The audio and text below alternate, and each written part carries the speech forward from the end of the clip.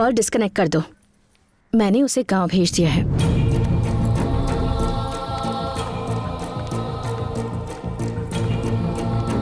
इस love shop पर अपना टाइम वेस्ट करने से अच्छा होगा कि तुम इस वक्त अपने करियर पर फोकस करो, समझे? अच्छा, अब तुम ऐसा करो कि ज्योति। अंकल कैसी हो तुम? अच्छी हूँ। क्या बात है, आज तो बहुत जल्दी जाग गए बेटा। तुझे इस तरह से इतने डिसिप्लिन में देखकर आज मुझे बहुत खुशी हो रही है। तेरी भाभी के अलावा दुनिया में कोई नहीं सुधार सकता है तुझे। ये ले, तेरी चाची ने तेरे लिए भेजा है। आगे बैठिए ना अंकल।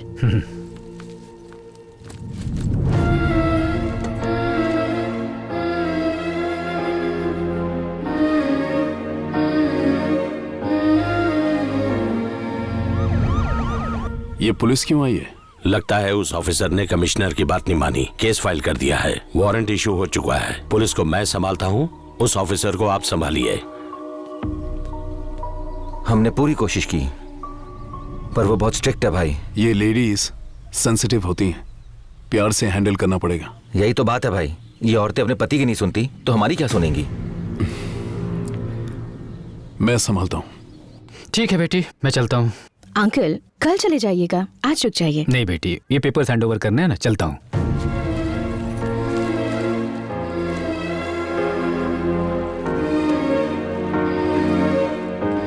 मुन्ना, मुझे स्टेशन तक छोड़ दो बेटा, ध्यान रखना बेटी। जी uncle.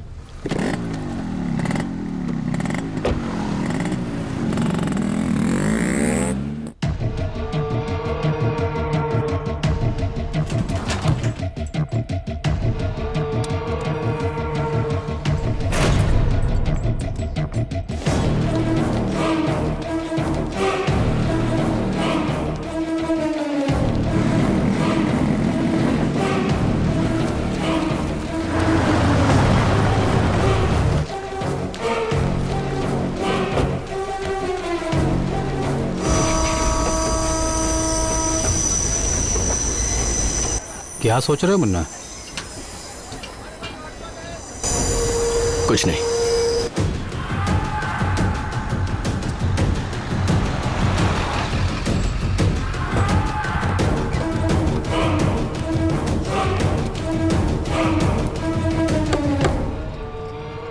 Excuse me ma'am. Come in. Shiva, Shiv Shakti travels. बैठिए। धन्यवाद। आप कुछ लेना चाहेंगे? चाय, कॉफी? आप जो भी मंगवा दें। रमन, ध्यान रखना बेटा। मैं भी चलता हूँ आपके साथ। तुम कैसे आ सकते हो? भाभी अकेली पड़ जाएगी। अगर अकेली पड़ती है तो पड़ जाए, उससे मुझे क्या? तुम ऐसी बातें क्यों कर रहे हो? क्या हुआ तुम्हें? वो एक चुड़ैल है चाचा। शादी होते ही भैया को मुझसे दूर कर दिया, यहाँ लाकर नौकर बनाकर रख दिया है, और अब पल्लवी को भी मुझसे दूर गांव भेज दिया है। वो बहुत बुरी है चाचा। अगर मैं यहां रहा ना तो वो मेरी जिंदगी बर्बाद कर देगी। मैं नहीं रह सकता यहाँ। मैं भी आपके साथ चलूंगा। मैं आपके लिए क्या कर सकता हूँ? मतलब मेरी बसेस छुड़वाने के लिए? टैक्स पे कीजिए और रूल्स फॉलो कीजिए तो हम बसेस छोड़ देंगे। मैं रूल्स कभी फॉलो नहीं करता। मैंने आज तक किसी से रिक्वेस्ट नहीं की, आज पहली बार आपसे कर रहा हूँ। और मैं भी आखिरी बार कह रही हूँ, मैं बस नहीं छोड़ूंगी। देखिए मैडम, आप बेकार में ही मेरे पेशेंस की परीक्षा ले रही हैं। और आप बेकार में ही मेरा वक्त बर्बाद कर रहे हैं। पूरा शहर शिवा के नाम से कांपता है। अगर मैं एक आरटीओ ऑफिसर से हार गया तो अच्छा लगेगा क्या?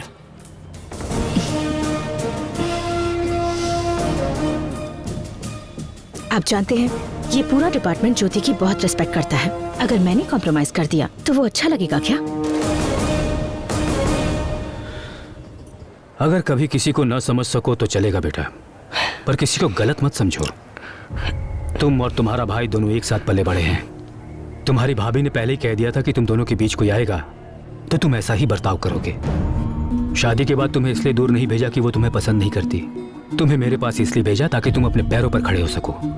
यहाँ पर तुमसे काम करवा कर वो तुम्हें नौकर नहीं बनाना चाहती थी, बस ये चाहती थी कि तुम अपनी जिम्मेदारियों को समझ लो। पल्लवी को तुमसे हमेशा के लिए दूर करने के लिए यहाँ से नहीं भेजा, बल्कि इसलिए भेजा कि तुम दोनों एक हो सको। तुम्हें पता है उसने मुझे यहाँ अचानक क्यों बुलाया? वो अपने पापा की दी हुई जमीन कम दाम में बेचना चाहती है ताकि तुम सेटल हो सको और मैं पल्लवी के पापा से उसका हाथ तुम्हारे लिए मांग सकूं। हम मिडिल क्लास वाले लोग हैं बेटा। अगर घर में एक सदस्य भी बढ़ जाए तो खर्चा बढ़ जाता है। और जब मैंने उससे पूछा कि इतने सालों बाद भी बच्चा क्यों नहीं प्लान कर रहे, तो उसने कहा मुन्ना भी तो हमारा ही बच्चा है, पहले उसे सेटल होने दो। वो तुम्हारी जिंदगी बर्बाद नहीं कर रही, तुम्हें एक नई जिंदगी दे रही है। तुम्हारी जिंदगी को खुशियों से भरकर उसे बेहतर बनाने की कोशिश कर रही है। रिश्ते कच्चे धागों की तरह होते हैं, टूट गए तो इन्हें जोड़ने में गांठ पड़ जाती है। इसलिए अपनी सोच को बदलो। मैडम, मुझे परेशान मत करो। जो तुम चाहते हो वो नहीं होगा। अच्छा तो जैसा मैं चाहता हूँ वैसा नहीं होगा। बचपन से लेकर आज तक मैं कभी हारा नहीं हूँ। दिमाग खराब है तुम्हारा? गोली चलाओगे तो मरोगे, जीतोगे कैसे? करेक्ट।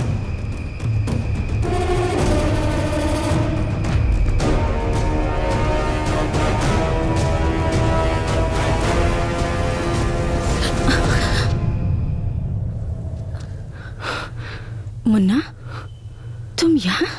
वो चाचा ने मुझे मुन्ना,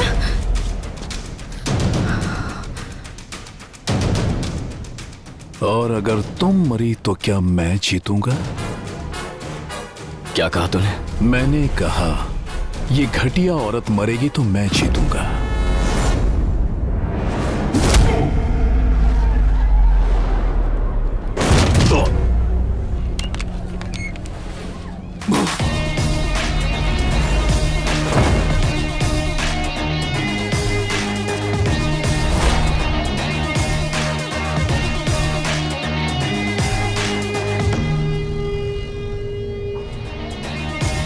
तूने जिस औरत को गाली देने की हिम्मत की है ना,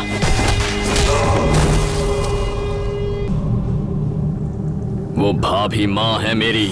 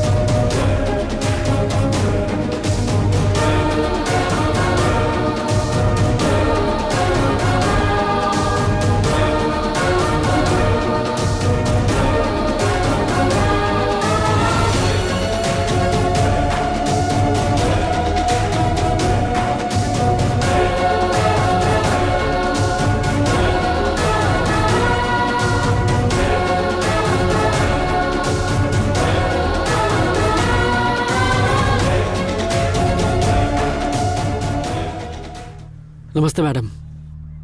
मैडम नमस्ते।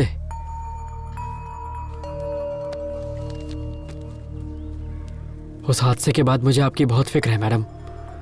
वो तो अच्छा हुआ मुन्ना टाइम पर आ गया, नहीं तो उन बसेस के लिए वो खून खराबे पे उतर आया था। मैं उस शिवा को अच्छे से जानता हूँ, वो हार नहीं मानेगा। आप मुन्ना को समझाइएगा मैडम कि वो संभल कर रहे, वो बहुत खतरनाक है। एक 2 टके की छोकरी शिवा के काम में आके टांग अड़ाएगी। तुम सब क्या कर रहे थे? झग मार रहे थे? जाओ उसे उठा कर लाओ। चलो रे।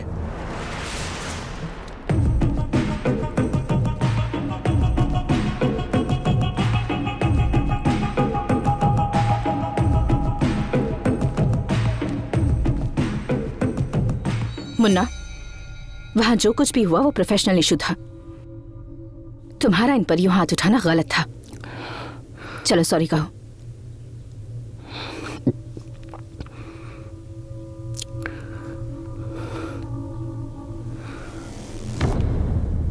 सर, हम मिडिल क्लास लोग हैं।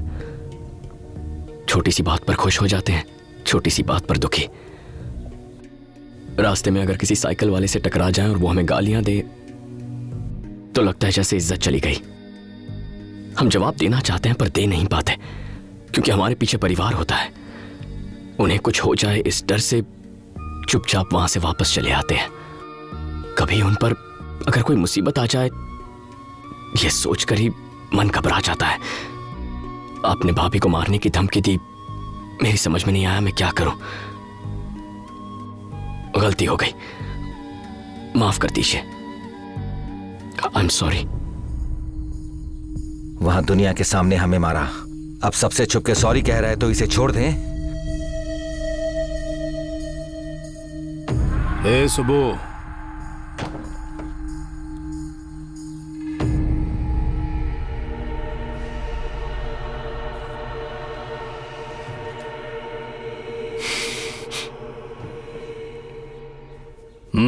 उम्मीद करती हूँ कि हमारी लड़ाई यहीं खत्म हो जाएगी और इसके आगे कोई प्रॉब्लम नहीं होगी। चलो चलते हैं।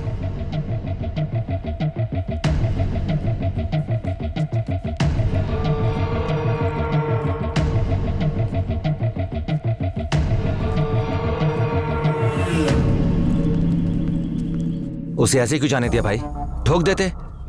पूरे शहर को यह पता भी तो चलना चाहिए कि शिवा भाई पे हाथ उठाने का मतलब क्या है। पूरे शहर को बताने की जरूरत नहीं है, सिर्फ उसे। क्या हुआ? एक मिनट, लगता है चाबियां अंदर ही रह गईं। मैं जाकर लेकर आता हूं। वो मर जाएगा तो मैं हार गया। बस एक बंदूक क्या तान दी, उसने सीधा शिवा के ऊपर हाथ उठाया।